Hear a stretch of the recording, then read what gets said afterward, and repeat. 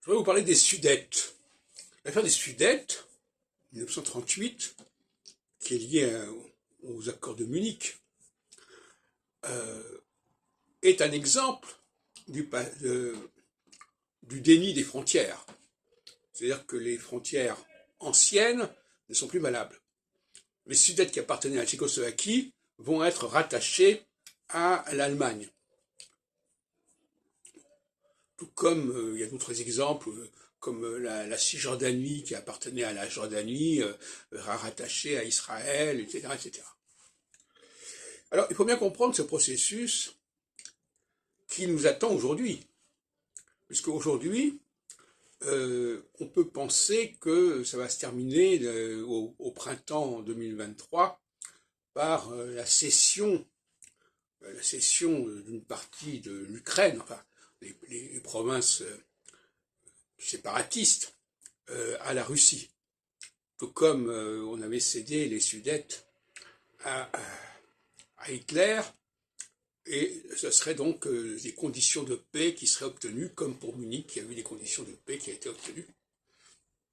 À telle enseigne d'ailleurs que les signataires des accords de Munich ont été salués comme les sauveurs de la paix, etc. Alors, l'équinoxialité, c'est donc le reformatage des frontières. Les frontières peuvent être modifiées pour toutes sortes de raisons.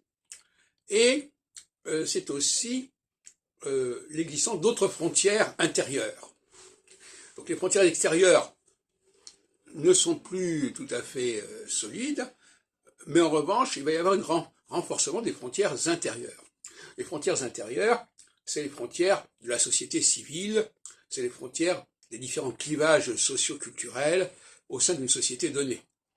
Et ça, en phase équinoxiale, ça se renforce, avec le phénomène que j'appelle le haut et le bas. C'est-à-dire qu'il y a une certaine population qui se trouve en haut, une autre population qui se trouve en bas.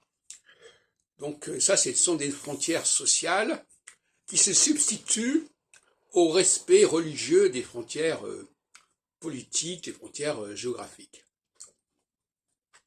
Et on a vu que récemment, lorsque la guerre d'Ukraine a commencé, on était encore en phase solsticiale, donc le scandale du non-respect des frontières politiques, mais le problème va être déplacé, parce que justement nous passons dans une phase équinoxiale.